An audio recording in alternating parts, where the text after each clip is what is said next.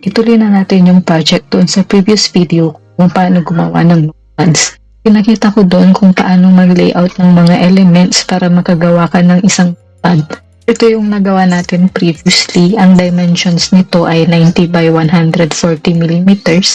Yun ay yung standard na size for pocket size na mga pads. Pero nag-add tayo ng additional na 6 mm dito para magkaroon tayo ng bleed. Ang purpose ng bleed ay para hindi ka magkaroon ng white margins pag kinat mo na yung notepad. Nangyayari yun especially kapag hindi accurate yung cutting mo or kapag hindi nag-print exactly sa gitna yung project mo. Yun yung purpose ng bleed. So ngayon, gagawin naman natin ay yung cover. Kung meron ka ng notepad na ginawa mo based on the previous video, pwede ka nang mag-resize dito. Pag naka-Canva Pro ka, pwede ka nang mag-resize dito. Sa may button nitong resize. Then, select mo lang tong custom size and ilagay mo na width ay 136 mm. May additional din tong bleed na 6 cm and nag-add pa ako ng 40 mm para doon sa flap ng cover natin. Makikita nyo rin yun pag inassemble na natin yung mismong notepad. And then, 186 naman yung height. Then, click OK mo na to kung naka-Canva Pro ka. Pero dahil hindi ako naka-Canva Pro, hindi ako nagsusubscribe talaga sa Canva Pro kasi mas preferred kong gumamit ng Inkscape. Then, mag-import na lang ako doon ng mga elements galing sa ibang resources like Creative Fabrica or Pipic. Pwede ka rin bumili sa Etsy din ng marami naman doong bundle ng mga designs na pwede mong gamit. Babalik ako dito sa may homepage ng Canva. Then, i-click ko lang tong plus button na to and select ko yung design. And gagawa lang ako ng custom size. Gagawin kong 136 mm yung height. Change natin yung unit sa millimeters. So, 136 yung height. And yung width niya ay 186. Then, click na natin yung create new design para mag-open na ng bagong canvas. And then, pupunta ako sa window kung saan ko ginawa yung design. I-select ko lang lahat ng elements. Press ko lang yung Ctrl plus C sa keyboard. Then, punta ako sa bagong canvas. Press ko yung Ctrl V naman. Meron lang akong hindi na-copy kanina. So, copy ko lang din. I-select naman natin yung color ng background. Select lang natin tong background, then click natin tong background color, then copy natin tong hex code natin, balik tayo doon sa ginagawa nating cover, click lang natin tong background, then ganun din, click natin yung background color, and paste lang natin yung kulay na yan, then okay na yan, then mag-create lang ako ng guide, nagawa ako ng square, click ko lang dito sa element yung square, kung hindi siya lumabas dito sa recently used mo dito, mag-search ka lang dito and then lalabas na siya dito sa may sidebar shape na hinahanap. Dalhin ko lang yung background nito. Select natin yung object, then dito sa may document colors, select mo lang yung no color. And then, gawa natin na nipis na stroke width. Gawin natin tong 90 by 140. So sa may position, input natin yung width niya ng 90 and then ito naman ay 140. Lang natin siya sa pinakagitna. Ito yung magiging guide natin para sa mga elements pero gagawa lang ako ng grid line kung hindi nakalabas yung rulers mo dito sa paligid ng canvas mo. Ang gagawin mo dyan, dito sa my file, sa settings and click mo yung show rulers and guide or shift plus R sa keyboard. Then, gawa na tayo ng guide. Click mo lang tong ruler dito, then drag mo siya dito sa may rectangle na ginawa. And mag-snap naman siya doon sa outline ng rectangle na ginawa. Kung gusto mo na ito yung maging final na design mo ng cover, okay lang. Pero i-change ko lang siya. Siguro tanggalin ko tong pangalan. Then i-center ko lang. Rearrange lang ako ng element. And dito sa position, kung gusto mong ilagay ito sa ilalim, select mo lang yung layers. Then i-drag mo siya ibabaw nung background mo para hindi matakpan tong element. Position ulit and move natin ulit. And kung may gusto ko pang i-add na element na the same style dito sa image, i-right click mo lang yung image na gusto mong reference, then click info. Tulad din ng ginawa natin sa previous video, maghanap tayo dito sa see more like this. Then dito sa sidebar, may lalabas na mga similar na elements. Add lang ako ng mga elements. Pwede kong gamitin ito. Then resize ko lang siya, iayos ko lang. And then, kung okay ka na sa mga elements mo and satisfied ka na sa design, gagawa lang tayo ng guides para alam natin kung saan tayo magka-cut ng meter. Mag-create lang din ako ng rectangle ulit sa may elements. Then, select ko tong square. Mag-add lang ako ng 2 mm doon sa size ng notepad natin. Ito sa may position ulit. Gawin natin tong 92 mm. And yung height niya ay 142. Then, i-center din natin to sa page. Kung sakaling mas makapal sa 1 mm yung chipboard na gagamitin mo, mag-add ka ng ×2. Kung halimbawa, 2 mm yung thickness ng notepad mo, ang isa-size mo dyan ay +4. So, magiging 94 mm to, then 144 mm din. Then, center ulit natin. And gawa tayo ng triangle naman sa elements. Select natin to. Dito sa shapes, select natin tong triangle na to. Palitan lang natin yung kulay para madali siyang makita. And then, ito yung 45 degrees yung angle. Yung dalawang vertices niya, ito and ito, naka 45 degrees yan. Ang next na gagawin natin, lagay natin to. So, tatama dapat siya dito sa corner nung itong rectangle na to. Then, gawin lang natin na broken line yung stroke niya and gawin lang natin 0.14. Ito yung magiging cut natin mamaya. Pwede mo ring palakihin to. Zoom in ko lang para makita ko kung tumama siya. Copy ko to. Then, i-rotate ko lang itong triangle na to sa position. Meron kang rotate dito. And click natin yung 9. Then, i-move natin to dito sa kabilang corner. Yan, nag-snap siya dito sa may corners. Kanina hindi kasi nag-snap to. Try natin ulit. Yan. Yun din yung gagawin ko dito sa remaining na 2 corners. Pwede nating iset to white yung background nito para tipid ka pa ng white na to. And pwede na nating burahin to. Okay, tapos na tayo sa design.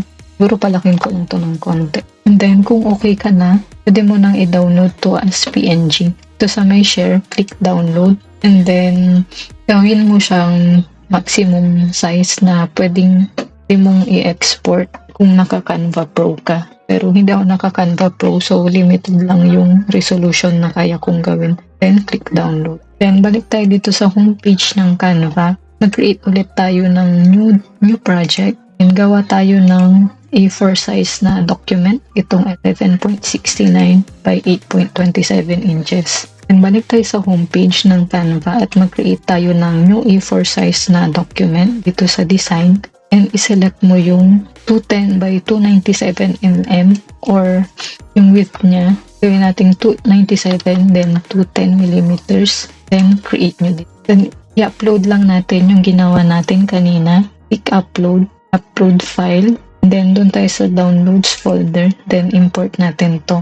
Then select mo lang yan para ma-add siya sa canvas. Check lang natin yung size niya kung tama. Dapat the same siya doon sa design natin. So ito 136 by 186. So, gawin natin 136 to. Ilak lang natin yung ratio para ma-preserve yung proportions ng image. Gawin natin tong 136. Then, naging 186 na yung kabila. Then, pagkasyahin lang natin yung dalawa yung kasya. Then, move ko lang konti to. Group lang natin to. Click group. Then, dito sa position, i-center lang natin sa page. Then, pwede mo na rin itong i-download. Kung gusto mong i-layout din to sa Inkscape, pwede din i-layout ko lang sa Inkscape. And then, doon ko ilalagay yung dinownload natin kanina. Dito sa Inkscape, mag-create lang ako ng new document. So, sa may file, click document properties. Then, gawin ko siyang A4 na landscape. Hindi same lang din sa ginawa natin sa Canva. So, sa may file, import. And import lang natin yung file na ginawa natin. Click open. Then, default lang yung settings. Ko lang tong mga dito para mapalaki ko yung canvas. And then, check natin yung size nito. Kung naka-millimeter siya. 36 din. Gawin natin 36 to. Then, duplicate ko lang to. Right-click ko lang yan. And then, duplicate. Enter ko lang din. Dito sa may align and distribute. I-align natin relative to page. Then, center natin vertically. And then, group natin. Select Ctrl-G sa keyboard. Then, center natin horizontal. Then, pwede na nating i-print to.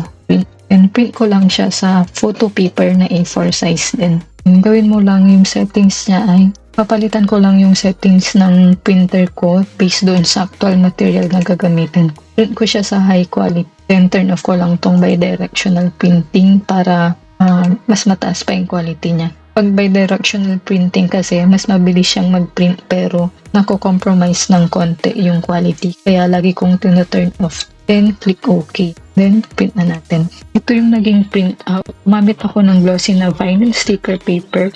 Kung gusto nyong gamitin din yung brand na to, ilalagay ko sa description box yung link. Kupitin ko lang to sa gitna. Itong kalahati ng sticker paper or yung isang side ng cover ay kaya nang ikat nitong maliit na guillotine na meron ako. Kapag gumagamit ka ng guillotine or paper cutter, mag-ingat ka dahil matalim ang mga blade nito. Especially itong brand na binili ko, mas matalim pa kumpara sa mga brands na mabibili locally. Gamitin mo lang yung edges ng design para doon ka mag-cut. Itong triangle sa corners, tatanggalin din natin para mas madali nating ilapat yung chipboard mamaya.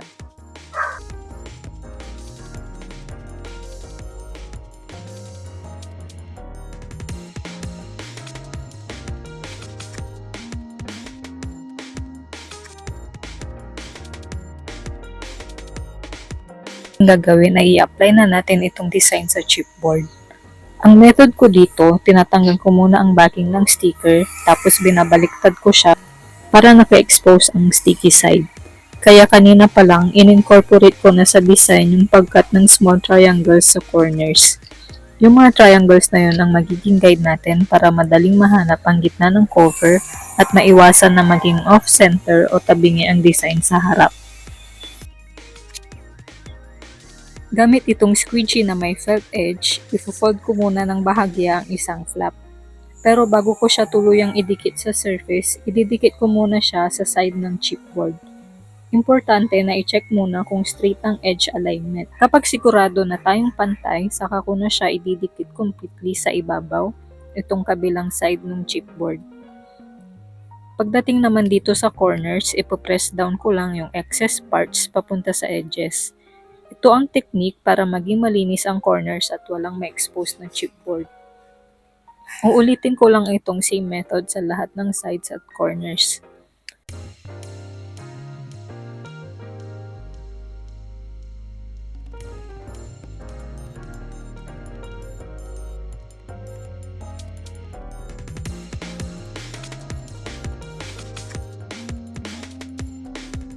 Kung mapapansin nyo, malinis ang fold at mukhang professionally made, hindi siya mukhang DIY.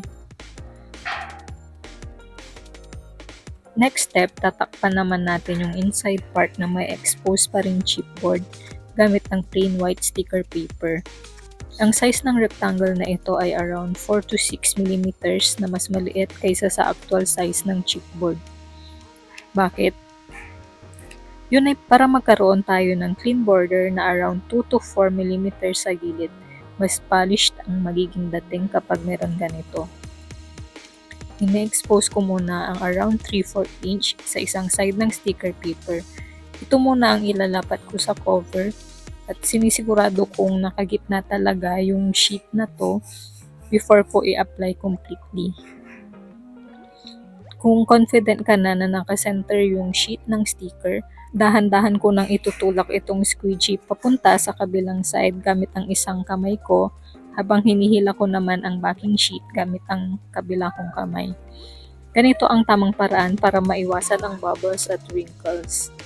Tapos na ang front cover, same exact process lang ang susundin ko para sa back cover.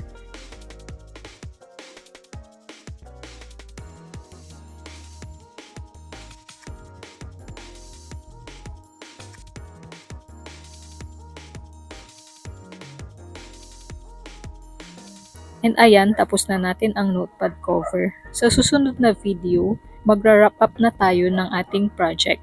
Ipapakita ko doon ang tamang paggamit ng rim cutter para makat to size natin ang notepad sheets. At ipabind na rin natin ito gamit ang cinch binder. Malalaman ninyo kung bakit mas practical at mas magandang option ang cinch binder kumpara sa ibang popular brands. So make sure na nakasubscribe ka at nakalike ang video na ito para mat-notify ka kaagad kapag available na ang next part ng series. Kung may mga tanong ka, mag-comment ka lang dyan sa baba. Sasagutin ko yan or pwede rin kitang gawa ng mas detailed na video kung kailangan. See you sa aking next video. Thank you for watching.